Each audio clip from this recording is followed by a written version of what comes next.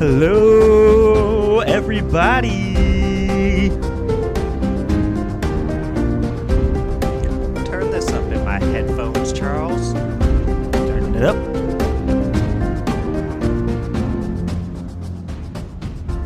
Hello, everybody, one and all. Welcome to yet another very exciting episode of the Friends Talking Fantasy Podcast. My name is Charles, and with me today, as always, is my lifelong friend and co-host, Dylan. I'm ready to talk some fantasy with my friend, Charles. I'm ready to talk some fantasy with my friend as well, Dylan, and not just any fantasy today. Oh. That's right. Today we are continuing our reading of Monstress with Volume 3, titled Haven. Yeah? I mean, what more can we say about Monstress but the fact that we are super pumped to get into this series. We've been getting further into the series, let's say. We've been enjoying reading through it ever since Beth Tabler first recommended to us to read this on Twitter after an exchange. And go follow Beth Tabler at Beth Tabler on Twitter. And it's been quite a journey so far, Charles. I think we've made it all the way to the end of that big book that you got, that it's volumes 1 through 3, right? That's right. We've made it to the end of what is called Book 1, this massive tome that's been like hurting my wrists to hold up as I read, and we've made it to the end. How are your wrists doing? They're doing good. They're stronger than ever now. So not only did you get an awesome story out of this, but you got a workout and you're stronger than ever. So with this new and improved Charles, let's discuss Volume 3 Haven. There will be spoilers of this episode in this episode of Monstress Volumes 1 through 3. So if you have not yet read through Monstress Volume 1 through 3, then this is a great time to go pick it up because we love this graphic novel comic series. Mm-hmm. And if you don't want to get anything spoiled for you, then now is a good time to turn this down in your headphones. But if you have read through Monstress Volumes 1 through 3, we've got some awesome discussion topics, like I mentioned. And the first one is irony of the title, Haven. So, Charles, what were you thinking about when you wrote this as your top discussion topic? Well, what I was thinking was I was looking back, because this is book 1 and it is now over. I was looking back at all 3 volumes kind of as a whole piece, just because that's how I've been reading it. And volume 1 was called Awakening, and volume 2 was called Blood. And I feel like those were pretty self-explanatory, this awakening being the coming to terms with Micah and this ancient being, which we now know is its name is Zin. And then we have Blood, and volume 2, Blood, was a particularly violent episode, and it also had to do with like heritage and things. I mean, yeah, well, the episode was pretty tame, but our discussion got a little violent. But the volume was particularly action-packed in that one, and so... Well, it's also obviously about the blood and her heritage. Yes. And not just in the more literal sense where she's got the blood of the Shaman Empress, but also in the sense that a lot of it seemed to be about family, because her mother played a big role in that one, or the memory of her mother anyway, and also the way that, despite not sharing any blood, at least that we know of, her and Little Fox seemed to have almost a either older sister or mother-daughter-y kind of relationship going there too. Yes, and So, then there's also this idea of the ancients and this island being actually the corpse of one of the ancients, and right. like it's very layered, very nuanced, and we had that amazing discussion a few weeks ago. So go check that out if you want to, if that piques your interest and you haven't heard that yet. That's Volume 2, Blood. But Yeah. this volume is called Haven, and you have to wonder like this will like it's not as obvious as the other two volumes as to why this is called Haven. And I would say that this title, compared to the other two, is actually is more embedded in irony. This idea that there is no safe place that won't be involved in this war, and the setting of most of this volume, Pontus, is supposed to be a haven, but it's a haven that's under siege. Yeah, so the whole idea of Pontus is that it has this thing called, or at least supposedly, has this active thing called the shield that can protect them from all these outside forces during the giant wars that take place in the world of Monstress. And we find out that first off, the shield's not active anymore, and we also find out that the potential safe haven that could be Pontus is not as safe as we might have been hoping for. Very well said. Yeah, I mean that's what this arc is about. And should we just get into into some aspects of the plot here? Yeah, let's talk about it, Charles. So, chapter 13 is where this whole bad boy starts. We're reminded of the relationship between Tuya and Micah, and actually, it's for the first time they showed this romantic involvement between the two of them. And this chapter has this, Micah's voiceover narration is her talking to Tuya, and Micah's trying to, remember this relationship. Yeah, Charles, it's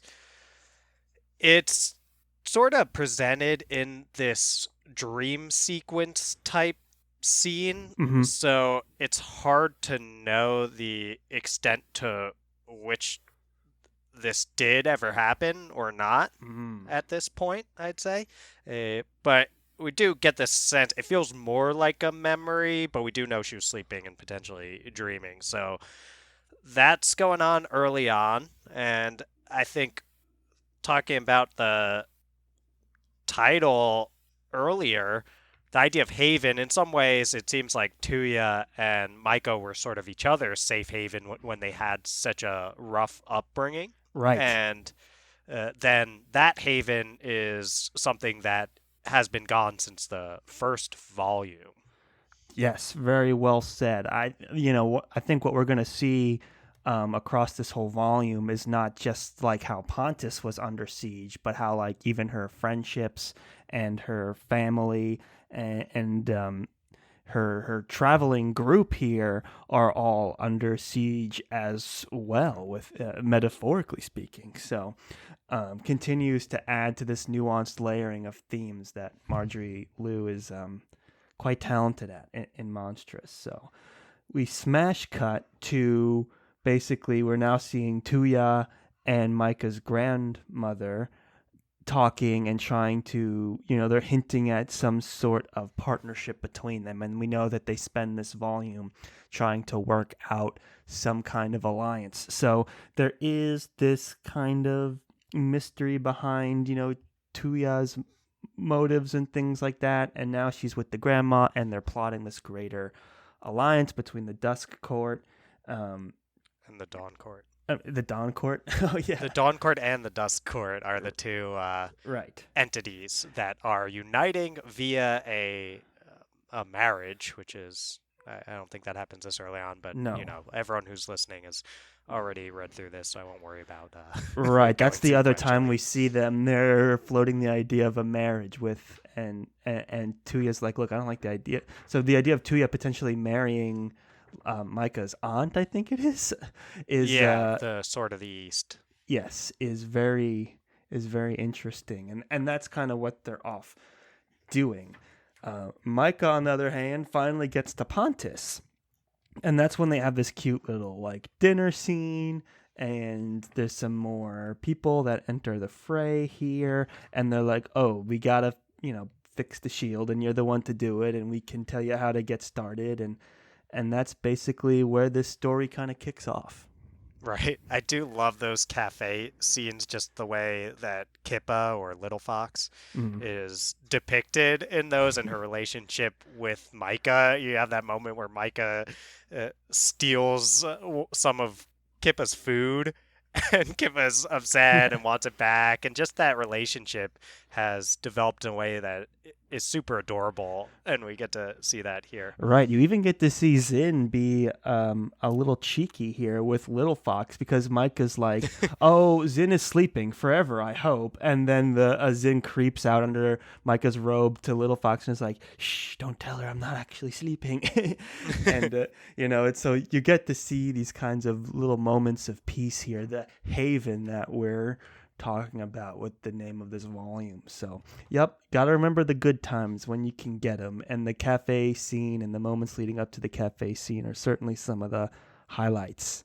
Yeah. We also start learning, I think we learned this last volume, but we get a little more evidence of this, that there's something going on where Little Fox can hear the monster where others can't, like hear the monster talking and things like that.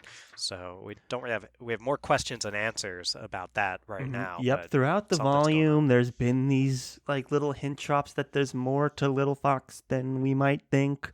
A couple different characters kind of take notice of Little Fox and try to bring Little Fox into the fold with the refugees and things like that. So there's definitely some mystery surrounding what Little Fox is capable of, and that's been hinted at quite a bit in this volume. And we know now that that's also leading up to like the end of this volume when Little Fox gets abducted.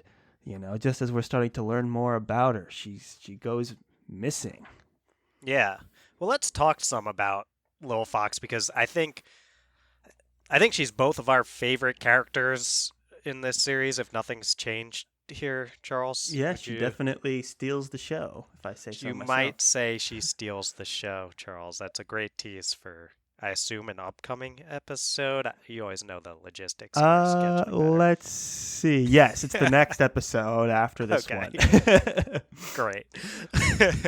So, yeah, Lil Fox steals the show for sure by being, we've talked a lot about this, so if you want to hear us talk about this in detail, go back to Monstress Volume 1 if you haven't already. How she stands in contrast to a lot of the more grimdark feeling characters in this book, where I'd say that Lil Fox is allowed by Marjorie Liu and Sana Takeda to play this role of being like a good person who hopes and cares and does that without second thought, without us having to see her like pay for it consistently, as if the narrative is like angry at the characters for having any positive traits, which we see sometimes in grimdark novels, that like, oh no, you can't do that or you're gonna get wrecked. And Lil Fox, obviously,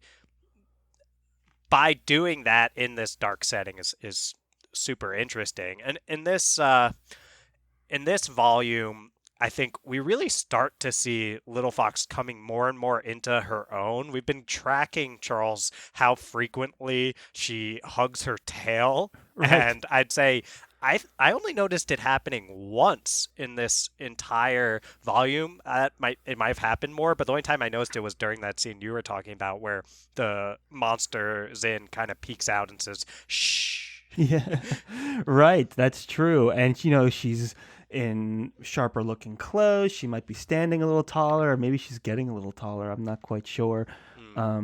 But yeah, she's certainly becoming more confident. She's off having her own adventures through some of this. She's meeting with the refugees, getting involved with more of her own kind. And we're starting to see her take a more prominent role in the action, which, is always a good thing to see. and you get those juxtaposed with her stuffing her face full of desserts at a cafe, So yeah, love Little Fox. Yeah, you say she's standing taller. I mean, just the angle at which we're seeing Little Fox has changed a lot in the way she's depicted. Like, Mhm. literally, the way that Sana Takeda draws us looking at Little Fox a lot more is almost looking up at her from Hmm. above and I noticed that. So, yeah, she might be growing taller. She's definitely standing taller, but I think the way we're supposed to see her in this volume is as someone to almost like look up to a little bit more as she comes into her own. Very well said. Before we get too much more into the story, I do want to take a moment to talk about Pontus a little bit more. Because for me, this idea of the volume is Haven, and predominantly this entire arc takes place on Pontus, which I've described in our notes as a place for the displaced. And I just thought it was something particularly interesting about it. It builds on these themes that we've had throughout the past two volumes of this idea of refugees and mixed communities. You see like race is an important part of this story and an important theme, and it's complex, it's morally gray, and it's bolstered by Sana Takeda's art style in these moments. Like, I just love looking at Pontus as a setting. The idea that she's able to subtly detail the difference in cultures and races just by the different colors and attentions to details and where they're positioned. It really makes for an awesome setting in this world. I mean, last time we were in the bones of a god in a mysterious, Mhm. misty, haunted place. And now we're in a refugee city with all this hustle and bustle of different cultures and races. And it's speaks to not only the writing but the art style from Sana Takeda, that of how vast this world is and how this haven, this diversity found in Pontus is like just naturally built into the theme of the story and in the world of Monstress. Yeah, that's well said, Charles. You always do a great job of noticing the color scheme. I've Mm, found, I whenever you start talking about this, it's like something that I'm like, oh, I don't think I like consciously noticed that, but right. now I was flipping through as you were talking, and as I'm wont to do, Charles, because otherwise, I have to listen. No, I'm just kidding. But no, I was trying to follow along and kind of look at, oh, how's the refugee camp look? How's the cafe look? How do some of these other scenes, like in the laboratory, look? And you're spot on there, Charles. Thank you. Yeah, no, I've always had a deep appreciation for animation and graphic design and things like that. So I'm always trying to take a look and see, because it takes two to write graphic novels. So as much as Marjorie Liu's writing is amazing, this other half of the story is being told through the illustration. So I always want to take a moment to see, like, what is Sun and Takeda trying to do in this volume beyond just what Marjorie Liu is trying to do. How are they working together to tell this story? And I think in volume 3, this Haven, this idea of showing off all these different diverse characters and styles crammed into one place was super successful here, just in Pontus. Well said, Charles. Yeah, you can see the light shining through in the refugee camp with all the other foxes, and I Mhm. And think just looking at a anytime there's character light design, like a and street vendor, you can tell that's like they have different races mixed in them and things like that. So it's like super interesting how she's subtly able to communicate that these are like a melting pot of people without having to explain it over and over. We get all these different mixed race characters showing up with different animal traits or skin tones and or like clothing. Yeah, all this, the attention to detail is insane. It's insane.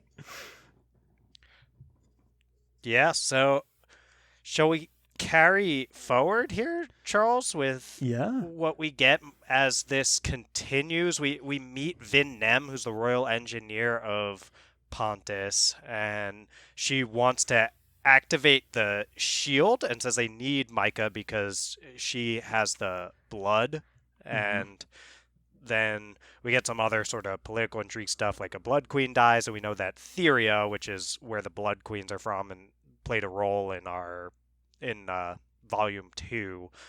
They're after Micah and have been after her for a while, and they're kind of closing in on the city. Right. And that brings us to an end of chapter 13. I felt like chapter 13 of all the chapters that we've read in these first 3 volumes definitely had a lot of work to do. It was smash cutting to a lot of different places. It was, tying up the end of the last story and those characters and bringing in new political intrigues from other characters and showing us a new setting and trying to do it in one chapter. And while it did successfully set up the story, I did find myself being like, am I missing a page? Like, where are we now? Like, who are these people?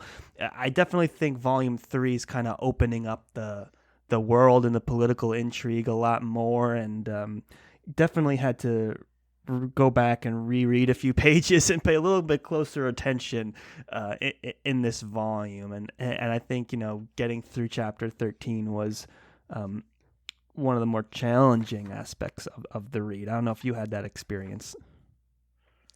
Yeah, at times, I think there's just so much information to be Mhm. had in the Monstress series, and it's such an ambitious work. And I think the further we move along through Monstress, the more we see, like you were saying there, Charles, the world is expanding, the stakes are expanding. We've always known that things are sort of on the verge of a potentially apocalyptic event in terms of a war and who knows what else might come. But it was so much more focused in volume 1 and volume 2, I think, particularly on Micah and her trying to find out more about herself and her past and her relationships, like her mother, Mhm. and all that kind of stuff. And that's obviously still in volume 3, but volume 3 seems to be a whole nother step toward, like, okay, now I'm going to flesh out the world or we're going to flesh out the world for you. Gotta give Mhm. Marjorie Liu and Yeah. Takeda their credit there. Yes. We're going to flesh out this world for you more and show you more of the other characters and the stakes and the factions. And that can be tough to follow at times when something is, like I said, as ambitious as Monstress. Right. But I think the timing is right. We got 2 pretty contained narrative driven story arcs, and we've gotten to know Micah and Zin and Little Fox, and I think it's time to expand it. And it's interesting to see their little fellowship grow and break off and things like that through this volume. It's just it was just took a little bit of restructuring how I read this, and okay, I gotta kind of go back and remember who some of these other characters are. Like, it took me a while to remember the name of the Inquisitrix. I was like, okay, I Yeah. had to go back to like chapter 2 to understand, like, okay, remind me how these guys entered the fray again. Oh, right. So it took a little catching up, but I mean, that's the perk of epic fantasy, right? That's what you come here for, is the expansive story. So I wouldn't expect anything less ultimately.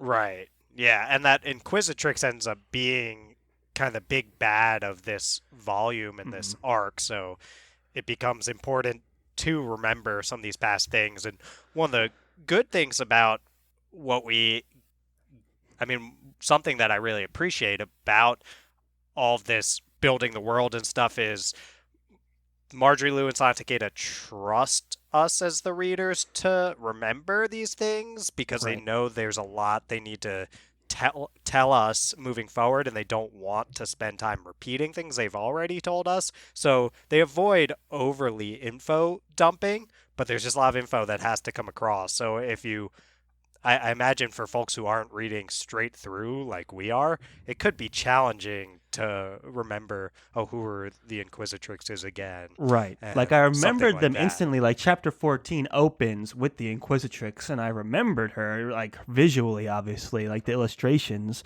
are, very distinct. There's so much detail in every character. So I remembered this person. I was like, oh, yeah. I know their kind of their story and what they're about, but I forget what her name is and like what faction she's part of. So like I think the art style carries a lot of the weight in terms of what you Yeah. need to remember to understand what's happening.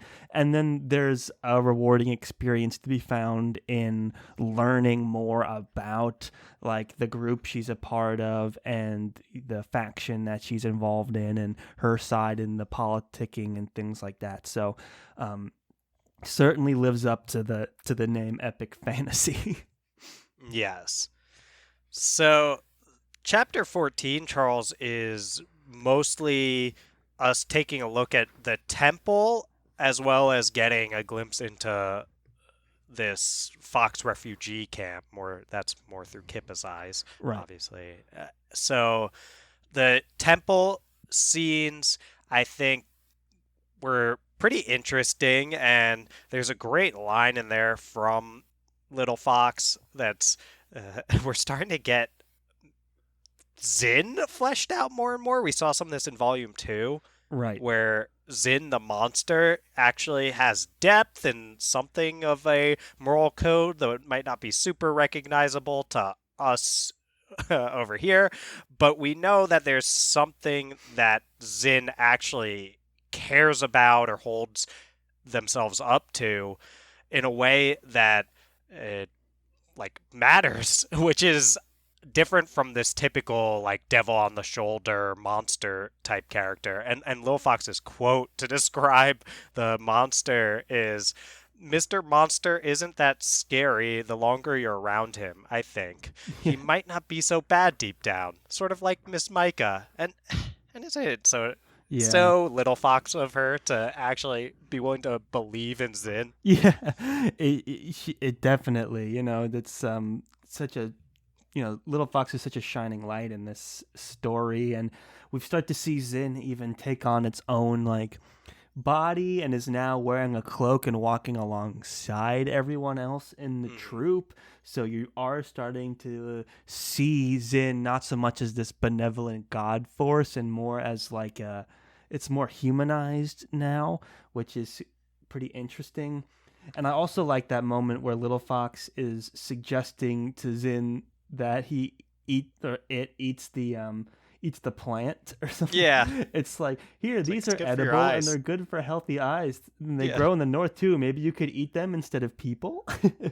and and Zin's like, what a foolish suggestion, but takes it anyway and is looking at it, like you can see even Zin is kind of warming up to Lil Fox a bit. So it's like these moments are definitely that aspect of the literal aspect of Haven. It's like, oh, these are the good times. And that scene is very bright. They're in a luscious garden and, they're all happy. And yeah, it's just a fun time. Yeah.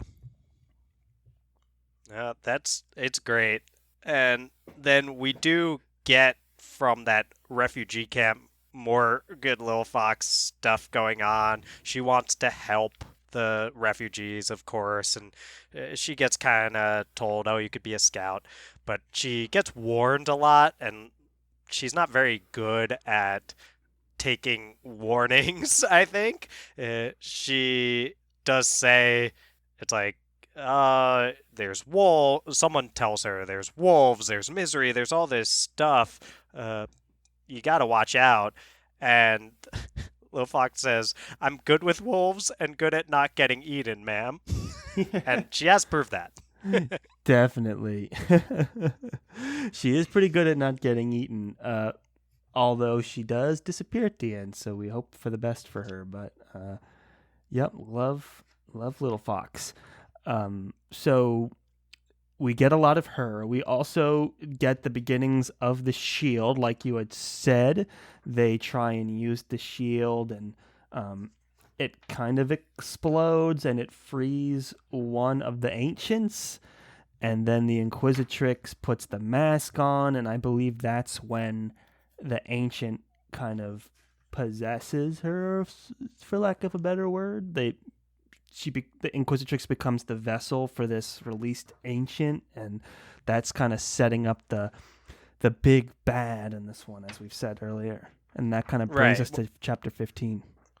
Well, a couple things I do want to mention. So basically, Micah's being told like you need weeks of meditation to activate the shield, and the shield is basically a set of armor. Right. And then she is hearing that from this first counselor dude who's in charge of this, but she's also hearing Zin be like, "Yeah, just put it on."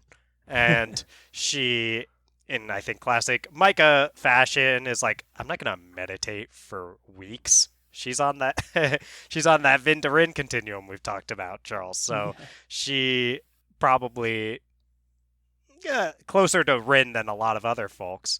That's Rin from the poppy we're talking about, in her willingness to just take action and her proactivity. And Micah listens to Zin and tries on this set of armor, the shield, with basically no preparation. And of course, Zin promptly feasts on the shield. And then the other bit is, uh, I think my favorite interactions in this whole set happen, this whole volume happen Hmm. on it's for my separate volumes. It's page 79. We get this interaction with Lil Fox and Micah, where Lil Fox like someone has to care, and then Micah basically says good people die first, and then everyone's kind of telling her, hey, Lil Fox, that is. Everyone's telling Lil Fox, like, you should just be focused on surviving. You shouldn't be focused on trying to be good. And I, honestly, when Micah puts Lil Fox down, is super sad. But then we get a charming little interaction with Master Ren and Lil Fox, which got set up by Master Ren having this sort of weird interaction with this giant cat that told him to like go bring Kippa to him, and it's like a murderous giant cat. That's right. We've known that Ren has been kind of walking, like playing all sides a little Yeah, bit. Like he is a spy, but he's also kind of fallen, in love with Micah and Little Fox or whatever. They become a family. And yeah, so he's trying to play both sides, and it's kind of getting tested here with this ominous looking cat leader dude being like, well, your debts will be paid once you bring us Little Fox. And now he's got to, like, be like, ooh, is this the price I'm willing to pay for all of this? Who knows? right. And there's these dead cat bodies sprawled about in Right. that giant cat monster's den. So we get the sense that Master Ren is taking his own, at least one of his 9 lives, into his hands by potentially not listening. So we get this moment where Ren returns to see Little Fox, and Little Fox is kind of like, well, I gotta go help the Fox refugees, but tell Miss that I hope to see her again. I doubt she'll notice I'm gone, Yeah. but just in case, I don't want her to be worried. And then she hugs Ren and basically tells him like, you've been my best friend since my family died. I love you. Yeah. And I I had a little bit of welling up going on during that moment, Charles. That hit Yeah. me right in the feels. Yeah, that's so sweet. And then Ren is getting hit in the feels as well, tearing up a little bit. And he's like, well, no, I come with you just to make sure, that you're okay in those moments, very touched by that. And that's also right in line with the scenes where it's worth noting that Sezi and Kenzie return and have a little run-in with Hmm. Micah as well. And Sezi kind of takes on this father-like role for Yeah, Micah. he's her goddess father, I think. Yes. Like, So it's so and Micah's like, I'm sorry, you lost everything because of me, and he's like, if we're here, it's because family protects family, family endures, and that's right before, that's literally right before smash cut to Ren talking to the evil cat, and then smash cut to Little Fox hugging Ren and saying, I love you. So oh, very interesting setup here.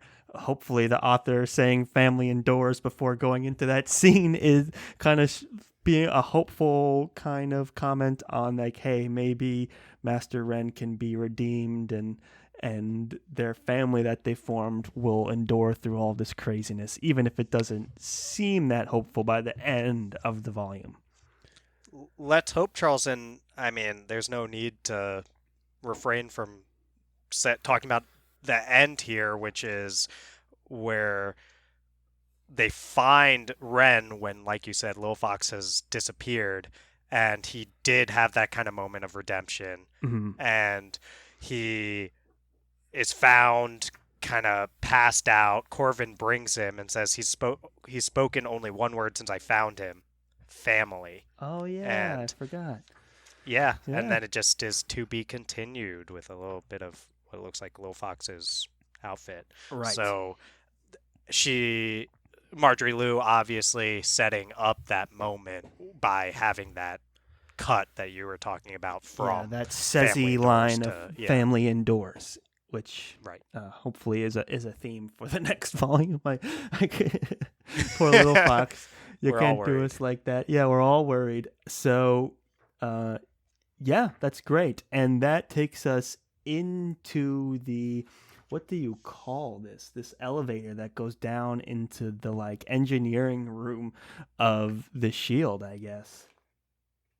Well, so basically, I think we already chatted about how It's a the lab. shield gets destroyed. Hmm. So they're basically then telling Micah that she has to go to the Shaman Empress's lab and get stuff to repair the shield is where we end up next.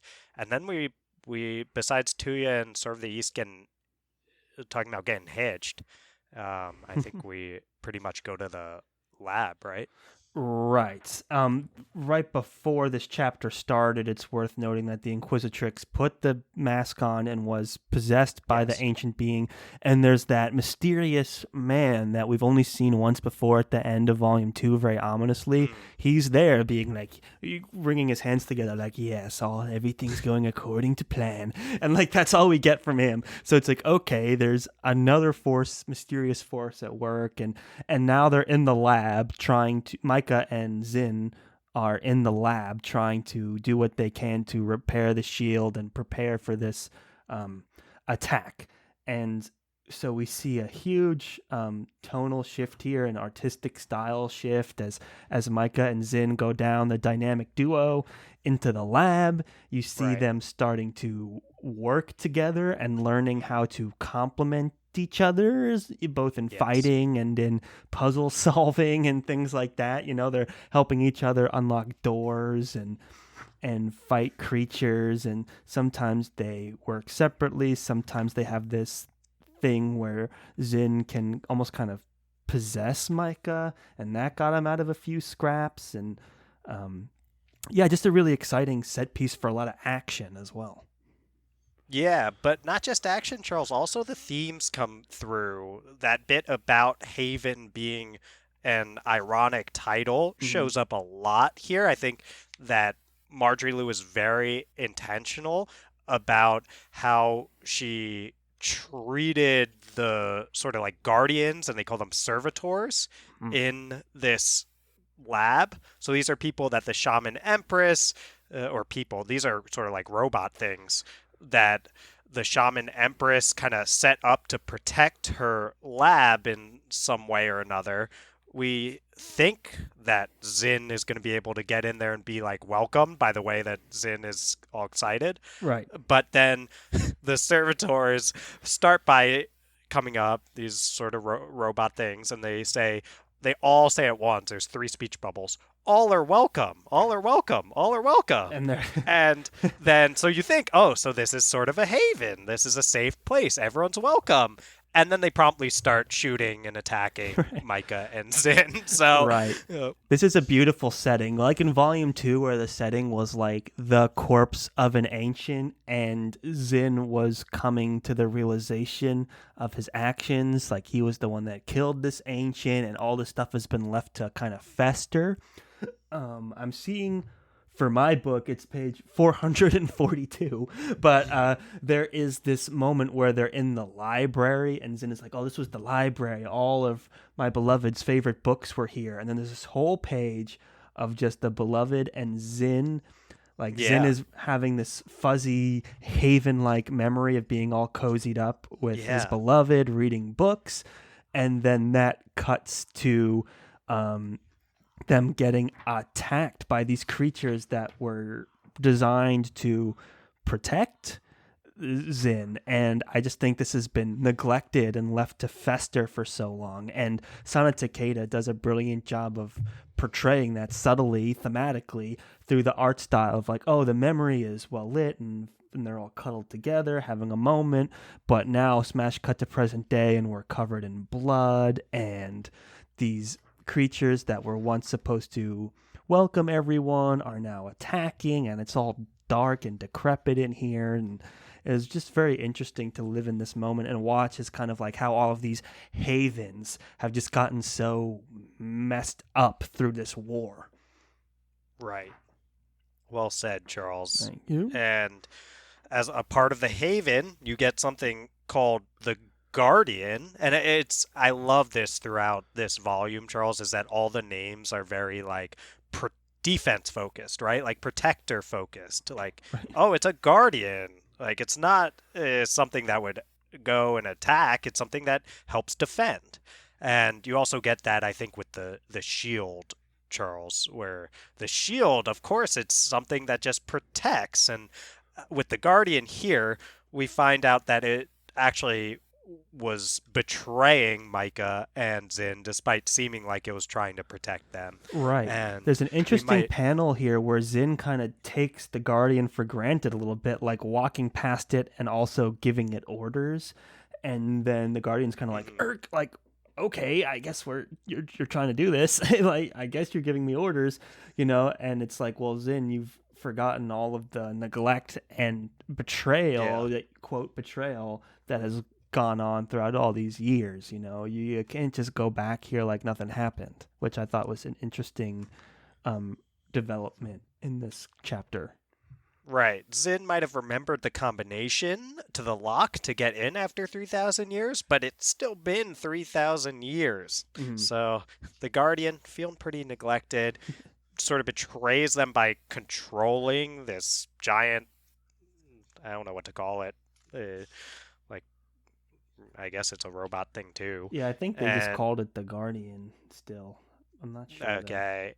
Yeah, and then the Guardian gets short-circuited by Micah attacking it because Micah is able to see through that this Guardian doesn't like Zin. So that helps them find the tools they need to repair the shield, and they pretty much get out of there with that. I mean, not unscathed, but alive.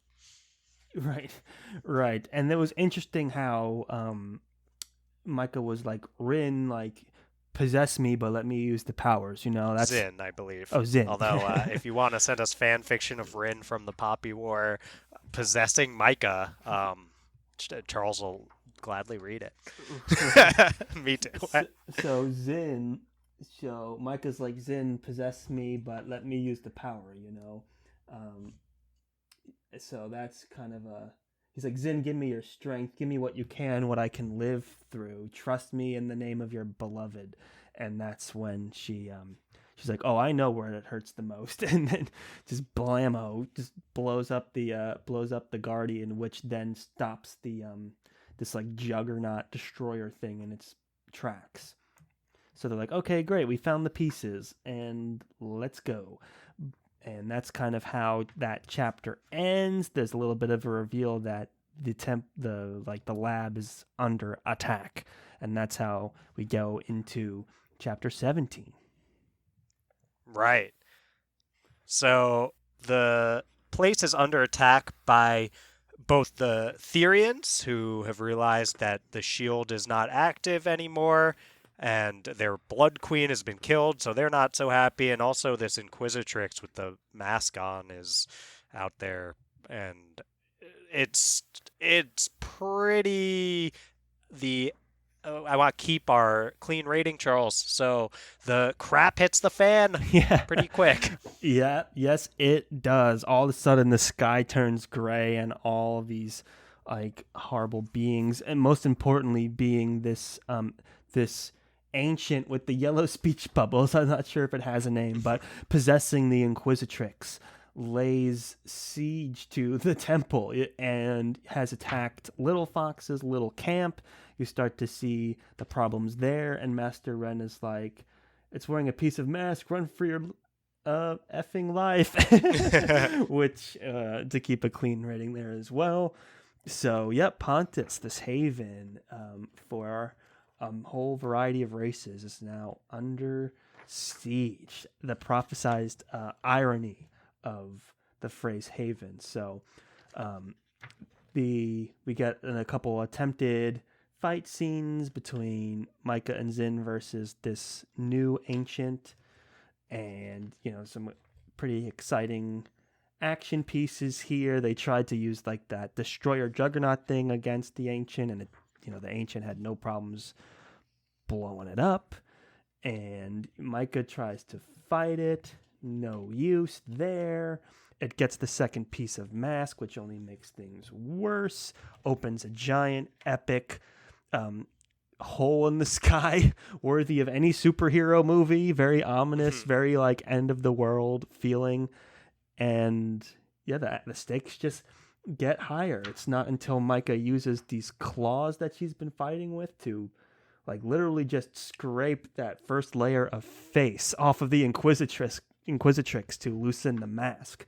But by the time she does that, it's too late. The portal is open in the sky, and we're ending with this ominous thing of like, I think it's Zin who's like, if you believe in your goddess, perhaps you should start praying, as this giant godlike thing is coming out of the sky. So very exciting piece of action here. Introduces us to the big bad, and now we got to deal with it somehow.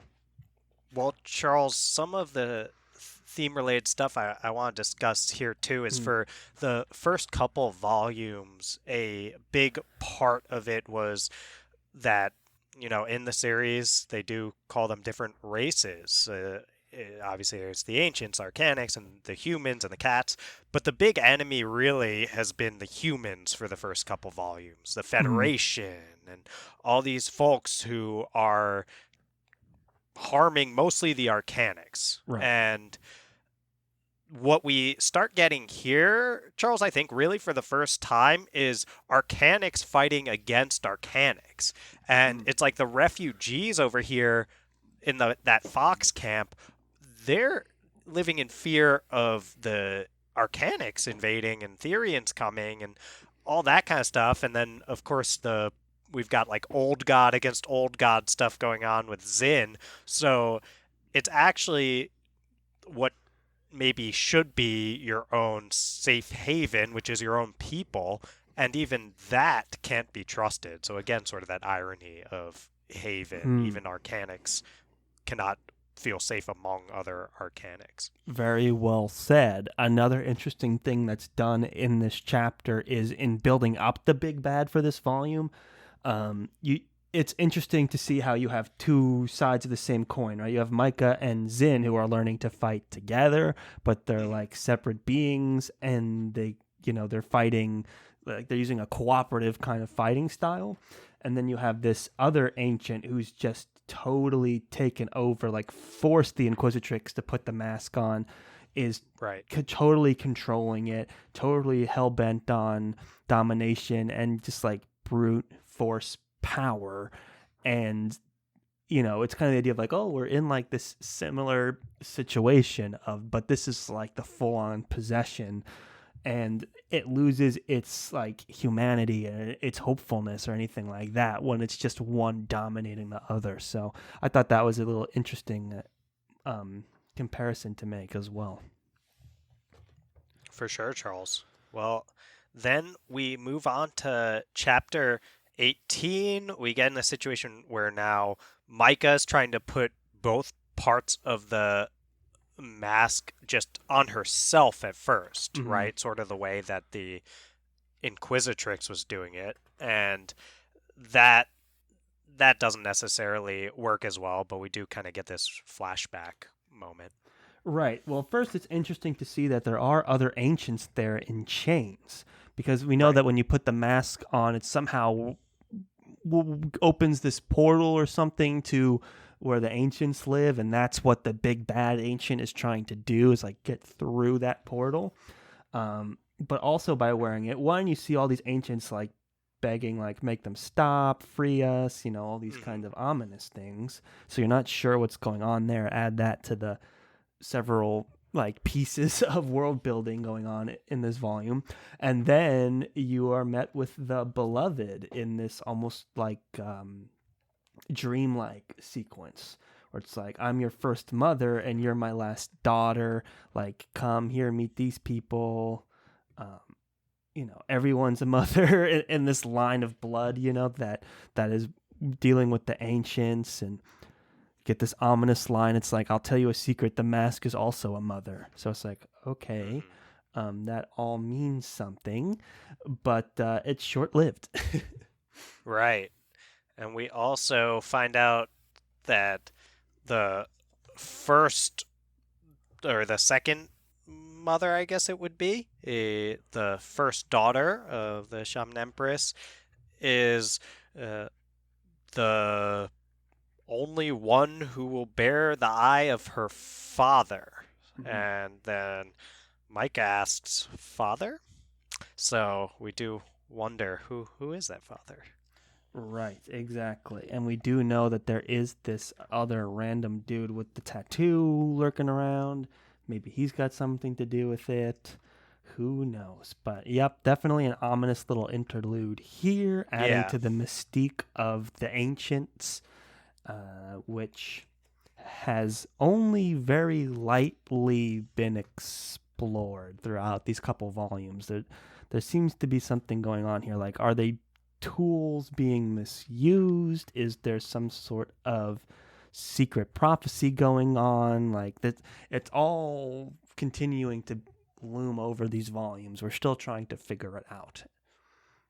that's for sure, Charles. And it also got a little timey-wimey in there where she's Yes. like, "Oh, last time we met, you were older." And Yeah. that's always alarming when the second time you're meeting someone, they're younger than the first time. So I know, Charles, you've been the more critical of us too on timey-wiminess. I hope that wasn't too much for you. Well, it's just kind of this weird dream sequence interlude. I think it's also supposed to be kind of surreal. It's like, oh, when I met you, you were older. Just kind of adds to that, like, layers of mystery, saying stuff to sound mysterious and stuff. So I'm fine with it. It's a, Saying stuff to sound I hope there's more to it than that. I mean, I'm sure there is, but the whole point of this is just to create intrigue and Oh yeah. ask more questions, like give more questions than answers, and all this other stuff. So that was all thrown in here. Then the mask, she's able to take it off, and I think through the help of Zin. And he's like, "Do you wish to have your mind obliterated? Like, you were hallucinating, no doubt. Like, all these other things." And it's like she's learning more about the ancients, this, that, and the other thing. And you hear more from the Inquisitrix, who now has no face, but she's still talking. And she's like, "Oh, you, like, I was betrayed. You seized me through the mask, blah, blah, blah." Things we already talked about. Um, so now we are getting to, oh, yes, a little fox gets attacked by the cats in these moments. Very exciting stuff there. The battle's going down, so there's all these different things happening at once. You have Little Fox, you have Sezi, and you have Micah and Zin, and they're all in different areas of the battle here. And it all culminates with this giant laser that they built from the shield. Well, yeah, and that's the thing I was alluding to earlier is this idea that the shield again, this defensive thing that's supposed to protect, then what does the royal engineer of Pontus want to do when she talks about repairing the shield. She actually means transforming this defensive thing into a giant offensive weapon Right. that again, is this really a haven? Is this really about protecting? No, it's about attacking, or maybe the best defense is a good offense, because they form this thing into a cannon that someone with the blood like Micah can wield. And she tries it on, and we get this sense that much like Alexander Hamilton, we don't we don't want Micah to throw away her shot, because she only has one to try to take down this like old god that is emerging from the sky. Right. And there's a great line where it's like, this is all wrong. None of this technology will power the shield. And the builder's like, we're not powering the shield. We've made a cannon. Now, now take your shot. And that just builds up this subversion, this irony of the tidal haven, like you very well said. And then, of course, she takes the shot. She totally missed. She threw away her shot. No. What, did you want to say that? No, I'm just reacting. You're like reacting. To the moment. Got it. So it's like, oh, no. Right. So she missed the shot. And she's like, did I hit it? And the engineer's like, not even close. Perhaps there is yet enough power to kill ourselves with. And that's when the Inquisitrix, still crawling around with no face, is like, if you were able to wear them without being defiled, you could access their powers. And Micah's like, all right, here I go. This is gonna not be fun.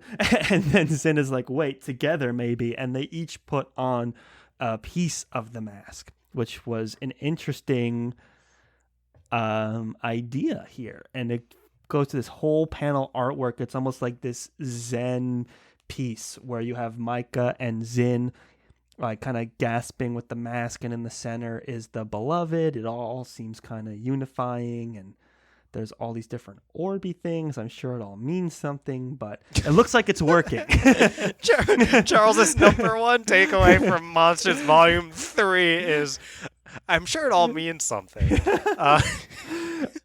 Yes, I'm sure it does. I think it's a culmination of all this stuff you were talking about earlier, Charles, where it's like Zin and Micah trying to figure out how to actually work together instead of fight against each other. And the way to do it is to put your differences aside. One of you might be an arcanic and one might be a monster old god.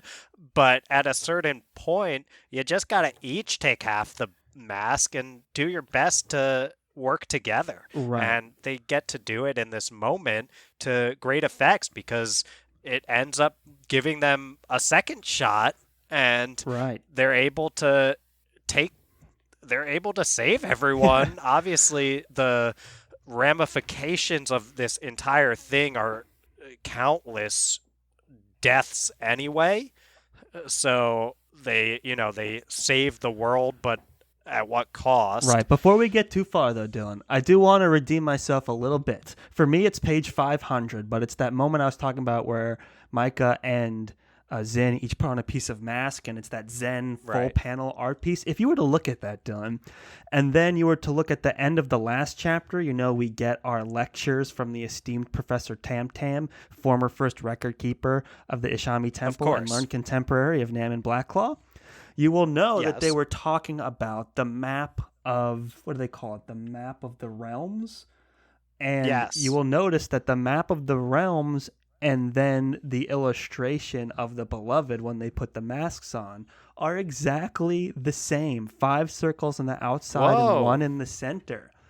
So I would like a little redemption there. I knew it meant something. I'm sure that does mean something. I'm turning back and forth right now, and you are accurate. That's right. Yeah. Whoa. When the artist takes the time to make this huge moment of like everything connecting and a giant full page illustration, and I saw all these circles, I'm like, okay, this means something. You had to do a little digging, but it all comes back to the esteemed Professor Tam Tam. and Doesn't it his always? map of the realms here. Though Is Professor? I think Professor Tam might be a woman cat, but either way, the um, spheres beyond is what the map is for those of us interested. yeah, So and that helps flesh out this world that obviously has almost different dimensions and things going on that are far beyond what we've seen to this point. right. So And I'm we know sure there's the a world will theme of continue to like expand. different entities being connected in many ways. And so, like, Micah and Zin are from different realms. They're different kinds of beings, but they're obviously both literally connected and Yeah. metaphorically connected. So I think by somehow these masks help map all these different realms, and by having different creatures from different realms put on the mask and they're cooperating and they're working together, it all links all these realms together. We're getting on to something here. So We're we're getting close to something, Charles. yes. I can feel it in my bones. Right. So That we brings us do to, yes, where you were going. right. We so Charles, I'm sure you with I think you tend to have a great eye for more of the aesthetic of this thing. I'm sure you really appreciated the panel that came where we kind of get everyone looking out, like all the characters Yes. looking out toward this giant blast at the same time. It's you'd explain it better, I'm sure. Yeah, well, it's just this one moment captured in all these different places. Everyone that was in this arc is all reacting to the same explosion. Um, you can see that even though they're all different political factions and all different stages of leadership to refugees, they're all pulled into this. They all can just stand by and look at this stuff that's going down, right? They all have the same reaction. At the end of the day, it's like they're all part of this and wrapped into this. And even this mysterious dude that we don't know anything about is looking up as well. So they're all connected, and they're all kind of on equal ground in terms of the forces that they're dealing with. That's what I got from that page. Well said, Charles. So we get the sense that Micah saved all those people, Mm-hmm. not all of them necessarily people she cared to save, but she saves lots of folks, but lots of folks don't make it through. I think they said predicting casualties in the 100,000 range, perhaps more. And at the same time, everyone's telling Micah that she's a hero. And Micah, as she often does whenever anyone says anything nice about her, pushes back by saying that she's not. And we get this line that I really liked, which is, he didn't say you were a good person. He said you were a hero. There's a difference. And I think that's a lot of what we get to toy with in this grimdark setting of Monstress is what does it take and what things do you have to do to be a hero? Can you be a hero by doing some of the hard things that Micah has to do Mm-hmm. to get things done? Kind of these moments, like even in Volume 2, where she has to make the sacrifice of forcing Little Fox to be more under pressure to find the key, or forcing Little Fox to almost drown to learn to swim. Like, she's willing to do those hard sacrifices for the greater good, and she does that here, versus we get Little Fox as exemplifying more of this, like, no, you can be a hero by being a good person. So we've got, again, more questions than answers about that kind of stuff and what's going Right. to be most effective moving forward. But I do love this, like, distinction between good person and hero. Yeah, that's a great theme. Very well said, Dylan. Also, in this moment, like this whole 3 volume arc is ending now. Book 1 is coming to an end, but she's still trying to set up pieces. And one of those pieces is a quote from Micah where it's like, all I know is that the war between humans and organics is effing bull honky compared to what we just fought. Nailed it. Thank you. So, and that kind of goes back to that panel of everyone having the same reaction. They're all different political factions and things like that. It's the same thing. It's like there's something greater going on than our kind of secular war here. There's this thing of all these different realms and ancient beings and things that are going on. And they are posing just as big of a threat, if not more so. And that's kind of how we set up this this like to be continued. But it's not the most cliffhangery thing we get.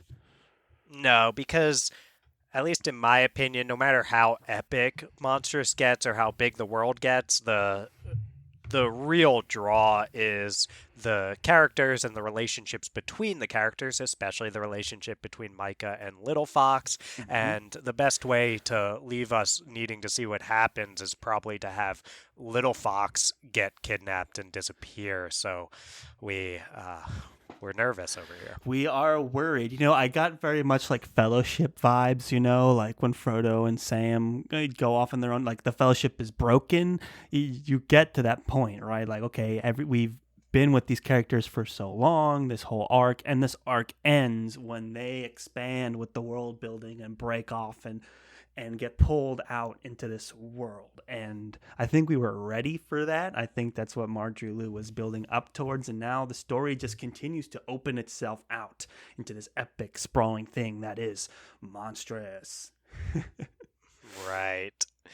Well said, Charles. Well, you and I were probably going to be taking a respite for a bit from at least covering Monstress on the show. I'm definitely going to finish out the remaining available graphic novels. You can't just have a cliffhanger with this Little Fox, we got to know what's happening there.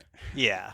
So we'll be reading it anyway, but it might be a while before we're back to discussing on the show. We'll see about that. Maybe wait until the next volume or something. Yeah, or the next, because the next volume would probably bring us to 6 in total. Yes. If I'm so we can do accurate, volumes 4, 5, and 6 when that comes out potentially. But yeah, it's been a wild ride. Looking forward to like taking the time to take it all in, process it. I was really enjoyed reading it, but I feel like I have, mine is all 3 volumes together. So I'm literally closing the book on this adventure, on this journey. And I'm excited to see where it goes in the future. Yeah, me too, Charles. I'm excited to see where you and I go as a podcast in the future. Yes. But I think we're ready to move toward that future together if you're ready to play that sweet, sweet outro music. I'm ready. It's like Sezzy said, family endures, and we will endure together as we go into future buddy reads. Thank you, everyone, for listening to yet another very exciting episode of the Friends Talking Fantasy podcast. If you like what you heard today, reach out to us on Twitter. That's at the FTF podcast with a number 1 at the end. We are also on Facebook and Instagram at the FTF podcast. You can always send us an email, communicate with us directly through the FTF podcast at gmail.com. Now, Dylan, if someone wanted to support the show and they just so happen to be listening on Apple through Apple Podcasts, what kind of options do they have to show their love for the show? They could toss 5 stars to our podcast. If you go onto our page over on Apple Podcasts and just scroll down past the episodes, get to the part where you see those stars available, click 5 of them. If you're feeling in a good mood and have a little extra time, then writing us a kind review. That's one of the best things you can do for a podcast in terms of helping us get noticed. So just listening, though, thank you so much for making it to the end of another episode here. Yes, thank you. Just by listening all the way to the end, you've already done more than enough. Thank you so much for listening. We greatly appreciate it. And as always, go forth and conquer, friends.